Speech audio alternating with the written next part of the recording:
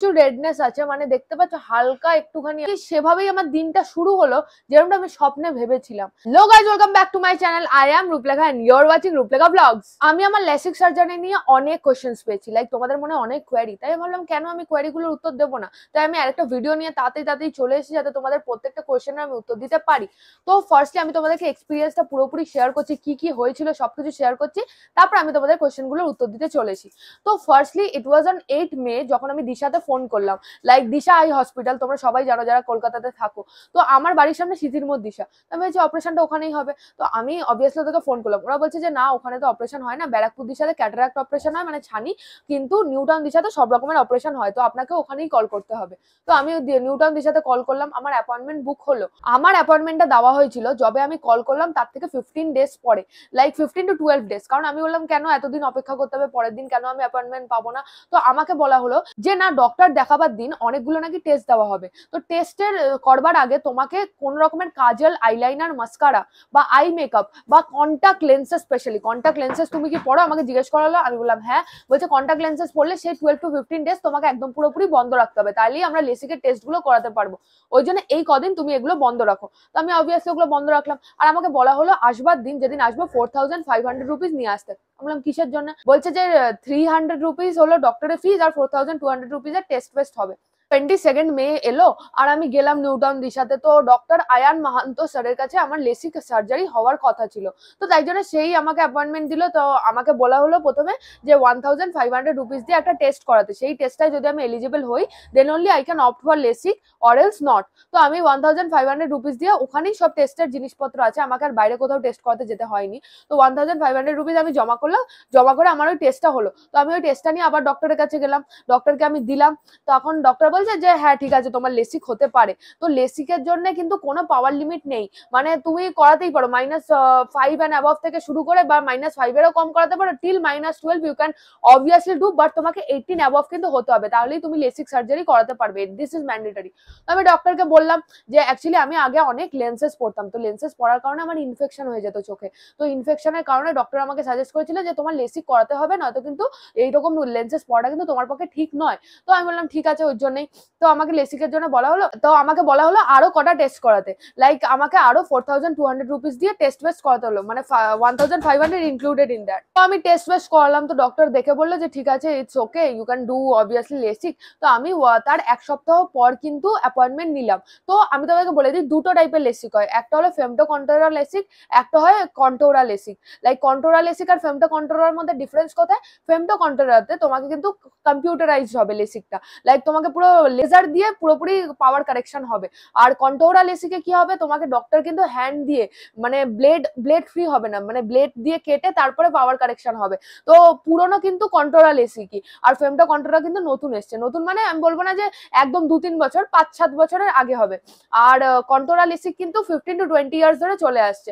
তো অবভিয়াসলি আমি যাদের ভিডিও দেখেছিলাম তারা কিন্তু ম্যাক্সিমাম কন্টোরা লেসিকই করিয়েছে, যেটা ব্লেড ফ্রি নয়, যেটা কম্পিউটারাইজড নয়। তো আমি ভাবলাম যে ঠিক আছে তাহলে আমিও ওটা করাই। তো আমাকে ডক্টর বললো যে আমি যে কোনো কিছু করাতে পারি, কন্টোরা লেসিক অর এলস ফেমটো কন্টোরা। তো কন্টোরা লেসিকটা আমি তোমাদের প্রাইসটা বলছি। কন্টোরা লেসিকের যদি তুমি ক্যাশে করাও, ক্যাশে করালে 40,000, আর যদি তুমি ফেমটো কন্টোরা করাও তাহলে কিন্তু 75,000। আর মেডিক্লেম প্রাইসেস হলো কন্টোরা লেসিক 50,000 আর ফেমটো কন্টোরা লেসিক 90,000। আর যদি তোমাদের মেডিক্লেম নিয়ে কোনো প্রবলেম থাকে তাহলে এখানে আমি একটা নাম্বার অ্যাটাচ করে দেবো, ওনাকে ফোন করলে তুমি মেডিক্লেমের বিষয়ে সবকিছু জানতে পেরে যাবে। লাইক তোমাদের যদি মেডিক্লেম করতে ইচ্ছা তাহলে অবভিয়াসলি ইউ ক্যান কন্ট্যাক্ট হিম। আর এরকম না যে মেডিক্লেম থেকে টাকা পাওয়া যায় না, মেডিক্লেম থেকে অবভিয়াসলি পাওয়া যায়, কারণ আমার পাওয়ার ছিল -7.5। যাদের পাওয়ার -7.5 অ্যান্ড অ্যাবভ তারা কিন্তু মেডিক্লেম থেকে টাকা পাবে, not the full amount. Like অনেকজন আছে ফুল অ্যামাউন্টও পেয়ে যায়, লাইক কিছু অনেকটাই percent, above 50% will be given by the mediclaim company, but there are some rules and regulations about which if you wanna know then you need to contact him. Okay, actually on 29th of May আমার operation schedule করে দেওয়া হলো। Like আমি চাইছিলাম না, আমাকে বলা হচ্ছিল স্যাটারডেতে করাতে, বা স্যাটারডে কি আমাদের অপশগুন মানা হয়, তো আমাদের স্যাটারডেতে আমার ইচ্ছে ছিল না করানো, তাই আমি করালাম না। তো আমি করালাম নেক্সট ওয়েডনেসডে। তো নেক্সট ওয়েডনেসডে আমাকে কিন্তু কোনো ড্রপ বা কিছু, কোনো রেস্ট্রিকশন কিছু নেই, খাওয়া দাওয়ায় nothing, but kajal, eyeliner, mascara আর ওই কন্ট্যাক্ট লেন্স তুমি পড়তে পারবে না ওই লেসিক হওয়ার টাইমটা। তো আমি 29th গেলাম, 29th যাওয়ার পরে আমার আরেকটা টেস্ট হলো, ওই টেস্টটা হওয়ার পরে আমাকে পুরো পাঠিয়ে দেওয়া হলো ওটিতে। ওটিতে পাঠিয়ে দেওয়া হলো। এবার ওটির বাইরে আমাকে সিটস দেওয়া হলো। তো সিটে আমি বসলাম, সিটে এবার আমার জোর খিদে পেয়ে যাচ্ছিল। তো আমি স্যান্ডউইচ খেলাম, আমি জিজ্ঞেস করলাম যে কি কি খেয়ে আসতে হবে। তো আমাকে বললো লাইট কিছু খেতে। তো আমি লাইট কিছু খেলাম, আমি স্যান্ডউইচ খেলাম। স্যান্ডউইচ খাওয়ার পরে আমাকে একটা ড্রপ দিল চোখে। তো ড্রপ দেওয়ার পরে বললো একটু ওয়েট করতে, এরকম শুয়ে থাকতে। এবার আমি ঘুমিয়েই পড়েছি। তারপরে আমাকে ডাক এলো ওটির জন্য। এরকম আরো আমার সঙ্গে 4-5 জন ছিল যারা এরকম লেসিক সার্জারি করাতে চাইছিল। তো তারাও গেল, আমিও গেলাম ওটিতে। লাইক আমার ফার্স্ট টাইম এক্সপিরিয়েন্স ছিল, আমার লাগছিল যে ব্যথাও হতে পারে বা কিছু হতে পারে। তাই আমি সবাইকে জিজ্ঞেস করছিলাম যে ব্যথা কি হবে, ব্যথা কি হবে। কেউই বলছিল যে না ব্যথা তো হবে না। লাইক আমাকে ওটির আগে 2টো ড্রপ দেওয়া হলো, আমি ওটির বাইরে বসে আছি। তারপরে আমি ওটিতে ঢুকলাম। এবার আমার তো ভয় হচ্ছিল, যাদের আমার আমার 4 জনের সঙ্গে তো আমার হচ্ছিল। তো আমার আগে 4 জন ছিল, তো তাদের হয়েছে। তা আমি দেখলাম তারা খুব ভালোভাবেই বেরোলো। তাই বললাম ঠিক আছে দেখা যাক কি হয়। এবার আমাকে ওটির নিচে নেওয়া হলো, মানে ওটি এরকম একটা মেশিন আছে, ঠিক আছে। এবার ওই মেশিনটার একটা গ্রিন লাইট আছে, ওই গ্রিন লাইটটার দিকে আমাকে একদম বললো বড় বড় করে তাকিয়ে থাকতে। এবার আমি তাকিয়েছি, আমার চোখে টপ করে একটা ড্রপ দিয়ে দিল। ড্রপ দেওয়ার পরে একটা এরকম স্টিকার মতন স্টিকার দিয়ে চোখ দুটোকে খুলে দেওয়া হলো। তুমি ভাবছো যে পেনফুল হবে, না এইসব কিছু পেনফুল না। আমার লাগছে অ্যানাস্থেটিক ড্রপ ছিল ওটা, আমার কিছু সেরকম ফিল হয়নি।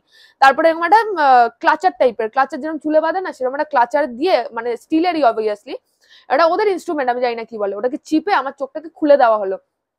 বা খুলে দেওয়া হলো, একটু স্লাইট পেন হলো, মানে ওই থাকে না ওই কন্টাক্ট লেন্সেস পরার সময় যেরকম হয়, খুব খুব বেশি বলবো না, তো ওরকম হলো। তারপরে একটা এরকম নিডল টাইপের নিল, নিডল টাইপের নিয়ে এরকম গোল করে কাটছে, আমি দেখতে পাচ্ছি, কিন্তু কোনো ব্যথা হচ্ছে না আমার, কি জানি ড্রপটাই অ্যানাস্থেটিক ছিল। তো এরকম করে গোল করে কাটলো। তারপরে কাটবার পরে আমাকে একটা লেজার, মানে ট্যাটু মেশিনের মতন আওয়াজ হয় এরকম, মেশিনটার আওয়াজ। তো ওপরে ধরলো, ওপরে ধরে করে এরকম আওয়াজ হলো। তো করে আমাকে চোখের পাওয়ার কারেকশন হলো। তো এবার তখন একটা সলিউশন দিয়ে দিচ্ছে, যেটা আমার চোখটা পুরো ব্লাইন্ড হয়ে গেছে। এবার ভ্যাকাম করে দেওয়া হয়েছে, ভ্যাকাম করে মনিটা যাতে ওপরের দিকে উঠে আসে। ব্যথা কিছুই হচ্ছিল না, শুনতেই কঠিন লাগে, ব্যথা কিছু ওরকম হয় না। তো তারপরে এরকম মনিটা উপরে উঠে আসলো, উপরে উঠে ব্ল্যাক করে দেওয়া হলো, পুরো ব্ল্যাক হয়ে গেল। তারপরে ওই ট্যাটু মেশিনটার মতো চালিয়ে দেওয়া হলো, আই পাওয়ার কারেকশন মেশিন। তারপরে যখন আমার ব্লাইন্ডনেসটা পুরো কেটে গেল, আমি দেখছি আমি চোখে সবকিছু দেখতে পাচ্ছি, লাইক ইচ এন্ড এভরিথিং। তারপরে না আমি কি তারপরে দেখলাম একটা সলিউশন নিল, সলিউশন নিয়ে আবার চোখটাকে এরকম করে ঢেকে দিল। মানে আমার লাগছে ওই জায়গাটা যে কেটেছিল ওখানে আবার গ্লু দিয়ে পেস্টিং করে দিল, কি দিয়ে পেস্টিং করে আমি জানি না, আমার পাতি ভাষা আমি গ্লুই বলছি। তো পেস্টিং করে দিল। পেস্টিং হওয়ার পর আমার এত ভালো লেগেছে যে সেরকম ব্যথাই হয় না, লাইক এরকম একটা চিমটি কাটলে যেরকম হয় না, সেরকম একটা হালকা। তো এবার আমি ডক্টরকে বলেই ফেলেছি যে আপনার হাতের কাজ খুব ভালো, থ্যাংক ইউ, আমার না এখন সব দেখতে পাচ্ছি। তো আমি এরকম বলে ফেলেছি, তা ডক্টর হাসছে ভালো। তারপরে আমাকে বলে ব্যথা হলো, আমি বললাম যে না সেরকম হয়নি। তারপরে আমার একটা চোখও সেরকমই ভাবে হলো। তো হওয়ার পরে আমি উঠলাম, উঠে না আমি দেখছি এই যে একদম যে ব্লাইন্ড ছিল তার থেকে অনেকটা ভিশন রিকভার্ড হয়েছে। আমি বলবো না যে 1 মিনিটের মধ্যে পুরোপুরি ভিশন চলে এসেছে, each and everything is okay, like একটু ভিশনটা চলে এসেছে। আমি দেখছি ও মা, আমি ঘড়ি দেখতে পাচ্ছি, এ কি, মানে একদম লাইক নতুন ফিলিং। আমি লাস্ট বোধহয় ক্লাস 3-তে ভালো ভিশন ছিল, 4 থেকে ভিশন আমার চলে গেছে। তারপরে আমার লাগলো, ভাল লাগলো। তো আমি ডক্টরকে বললাম, যে ডক্টর বলছে কত ওই ঘড়িতে। আমি বললাম 12:37:09। 09 কোথায়, 0:11 হয়ে গেছে তো। বলে হ্যাঁ ওটা এগোচ্ছে, মানে ওই সেকেন্ডের কাটাটা তো এগোচ্ছিল, ওই জন্য বলছে। তারপর আমি ডক্টরকে বললাম হ্যাঁ এখন দেখতে পাচ্ছি, কি খুব সুন্দর খুব সুন্দর, ভালো। তারপরে আমাকে কালো চশমা পরিয়ে দেওয়া হলো। কালো চশমা পরিয়ে দেওয়ার পরে আমি বেরিয়ে গেলাম। তো বেরিয়ে যাওয়ার পরের ফেজটা আমি তোমাদের সঙ্গে শেয়ার করছি, which is gonna be the most important and the most hectic type of thing. তো বেরিয়ে যাওয়ার পরে আমাকে ডক্টর বললো যে তোমার চোখে কিন্তু এমন মনে হবে এই 3-4 ঘন্টা যে তোমার চোখে বালি ঢুকিয়ে দেওয়া হয়েছে এরকম। এবার আমি ভয় পেয়ে গেছি, কি না কি হবে। তো আমি নিচে গেছি, নিচে গিয়ে আমাকে স্যুপ দেওয়া হলো, মাজা দেওয়া হলো, চা দেওয়া হলো, বিস্কুট দেওয়া হলো, শনপাপড়ি দেওয়া হলো, আর এরকম একটা প্ল্যাটার দিয়েছে। আমি খেলাম, স্যুপটা আমি খেয়েছি, বাদ বাকি মা খেয়েছে কি জানি না। তার খেলাম, আর কিছু খেতে হতে ইচ্ছা হচ্ছিল না। তারপর আমার পাস্তা দেওয়া হলো, পাস্তা পেরি পেরি পাস্তা, একদম ঝাল পাস্তা, তাই আমি অত খেতে পাইনি, খেলাম না। তারপরে না হট করে আমার মনে হলো চোখের মধ্যে কে জোরে চিমটি কেটে দিয়েছে, আমার না বিশাল ব্যথা হলো। তারপর না আমি বাবাকে বললাম যে বাবা একটু শোয়ার জায়গা কোথায় একটু বলো না। তারপর যে রিসেপশনিস্ট থাকে, রিসেপশনিস্ট বললো যে ওখানে শুয়ে পড়ো ওই বেডটার মধ্যে। আমি বেডটার মধ্যে শুয়ে আছি। এবার না আমি কি বলি, আমি কোনো মিথ্যা কথা বলবো না, লাইক আমি কোনো ফিল্টার্ড কিছু বলতে চাই না, আমি সত্যি কথা বলছি। তো আমার না চোখের মধ্যে মনে হলো বালি, কি চোখটার ভেতরে যে কন্টাক্ট লেন্সেস তুমি যদি 5 ঘন্টা ধরে পরে থাকো, 10 ঘন্টা ধরে পরে থাকো, যেরকম চোখের ভেতরটা এরকম কুকড়ায় না, মানে লাইক যাদের কন্টাক্ট লেন্সেস পরা অভ্যাস আছে তারা ফিল করতে পারবে। 3-4 ঘন্টা মানে আমার চোখ দিয়ে জল বেরিয়ে যাচ্ছে, চোখটা কুচড়াচ্ছে, মনে হচ্ছে আমার চোখটা কেটে বেরিয়ে যাচ্ছে, এরকম অবস্থা, কোনো সেন্স নেই, কিছু নেই। আমি বলছি পারছি না, ডাক্তারকে ডাকো ডাক্তারকে ডাকো ডাক্তারকে ডাকো। কারণ ওরা তো জানে এরকম সবারই কথা। তো বলছে যে না এরকম সবারই হয়, এটা কোনো কিছু অ্যাবনর্মাল কিছু নয়। ওই 3-4 ঘন্টা আমি করলাম, আমি শোয়ার জায়গায় ভালো করে ঘুমিয়ে পড়েছি। এবার ঘুম থেকে ওঠার পরে ব্যথাটা অনেকটাই কম, হালকা হালকা হচ্ছিল। আমাকে একটা পেন কিলার দেওয়া হলো, পেন কিলারটা খেলাম, হালকা হালকা হচ্ছিল। ওই 3-4 ঘন্টাটা একটু মুশকিল ছিল, লাইক আরো 4জন যে লেসিক করিয়েছিল ওদেরও স্পেশালি রাইট আইতে এরকম প্রবলেমটা হচ্ছিল, অনেক জ্বালা হচ্ছিল, মনে হচ্ছিল খুলে বেরিয়ে আসবে এরকম, কিছু দেখতে পাচ্ছি না, চোখ ওখ ছোট হয়ে গেছে। তারপর আমি চোখ খুললাম, ঘুম থেকে উঠে আমি পাস্তাটা একটু বাকি ছিল, পাস্তাটা খেলাম। তারপরে আমি একটু এগোলাম, আমি দেখছি সবকিছু আমি দেখতে পাচ্ছি, লাইক 3-4 ঘন্টার মধ্যে 90% ভিশন আমার রিকভার্ড হয়ে গেছে। আর 10% ভিশনটা কবে রিকভার্ড হওয়ার কথা ছিল, রাত্রেবেলা যে ঘুমাবো বাড়ি ফিরে, তারপরের দিন একদম পুরো ভিশন ফিরে আসবার কথা। I am gonna share it all, but একটু ওয়েট করো বলছি।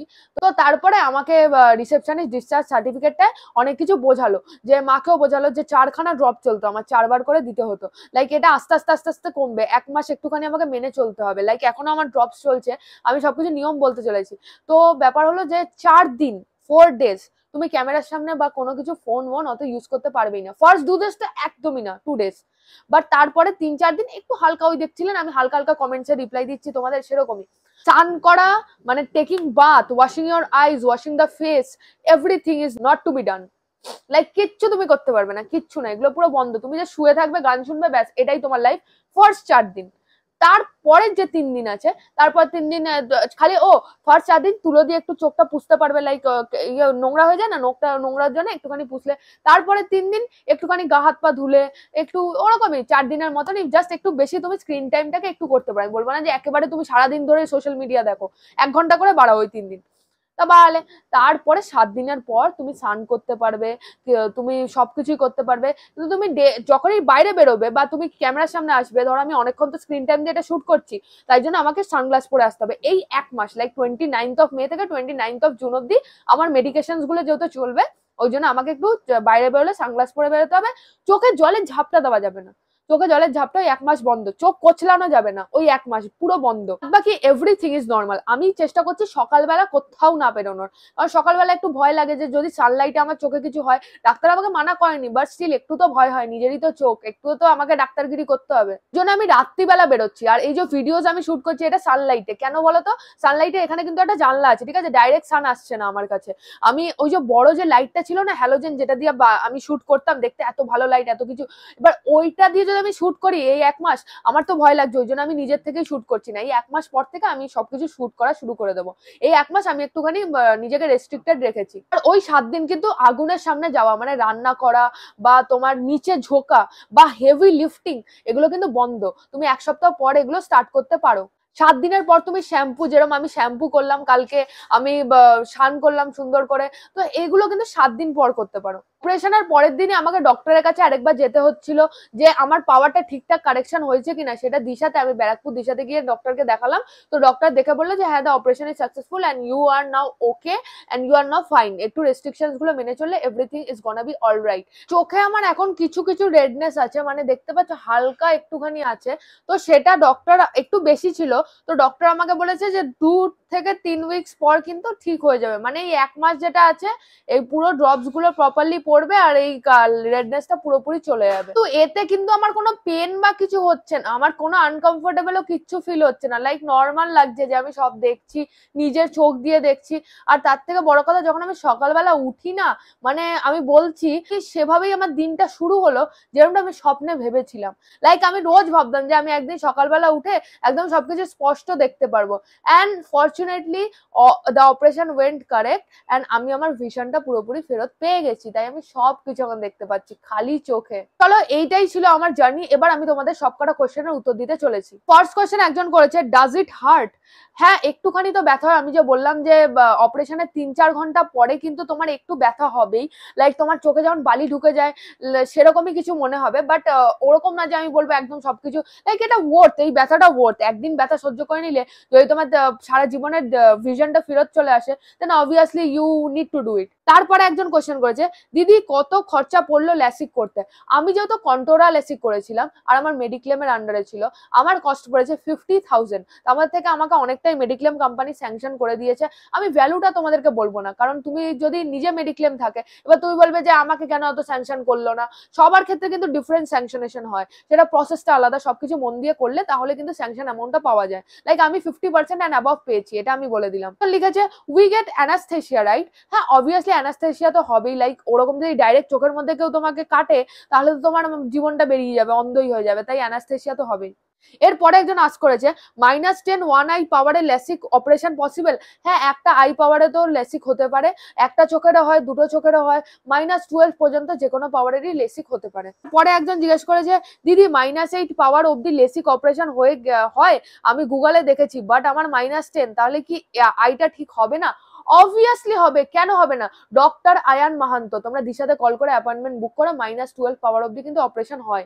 আমি এতটা জানি, আমি নিজেও দেখেছি যে আমার পাশে একজন ছিল লেসিক, তারও অনেক হাই পাওয়ার ছিল, লাইক -9 এর অ্যাবভ তো হবেই, তো তারও অপারেশন হলো। পরে একজন আস করেছে what was your I power before surgery.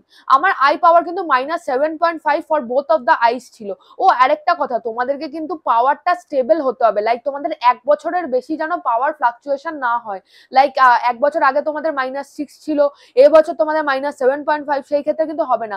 আমার 3 বছর ধরে কিন্তু পাওয়ার কনস্ট্যান্ট, তারপরে আমি করাতে পেরেছি। এবার তুমি বলবে কেন এটা কেন ম্যান্ডেটারি? লাইক যদি লেসিক অপারেশনের পর তোমার আবার পাওয়ার ফ্লাকচুয়েশন হয়, ধরো তুমি -6 পাওয়ারে সার্জারি করালে, -7.5 এ আবার তোমার পাওয়ারটা চলে এলো, তাহলে কিন্তু তোমার আবার চশমা পড়তে হবে লেসিকের পরেও। ওই জন্য দিস থিং ইজ ম্যান্ডেটারি। পরে একজন আমাকে আস্ক করেছে I have myopia -4, -5 with astigmatism so pretty high. Doctor found retinal lesions called latiss due to high myopia. So I got scared of LASIK. Did you face anything like that? Doctor said it won't be a problem, but I got scared. Was seeing floaters too. And do you know what your cornea thickness was for high myopia correction? দেখো কিচ্ছু matter করে না, like LASIK -12 অব্দি করানো যায়, আমি এটা নিজে দেখেছি।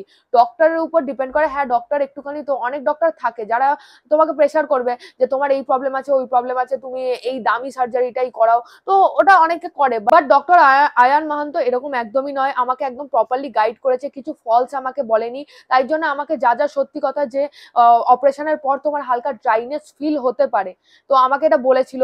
লাইক উনি কিচ্ছু আমার থেকে লোকাননি। এবার তুমি বলে ড্রাইনেসের জন্য তাহলে দিদি কি করবে?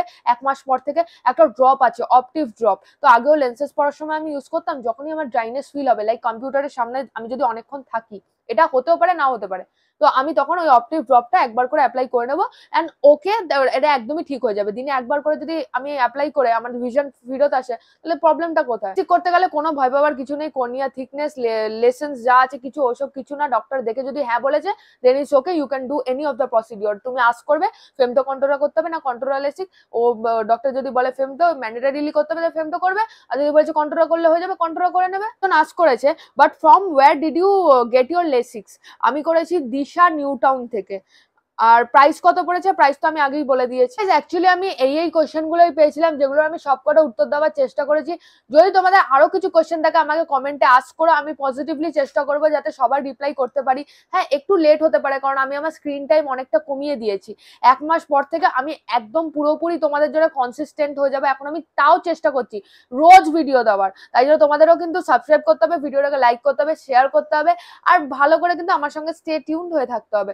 আরো কোয়েশ্চেন থাকলে জানিও, আমি অবভিয়াসলি রিপ্লাই করবো। বাই বাই, দেখা হচ্ছে নতুন একটা ভিডিওতে।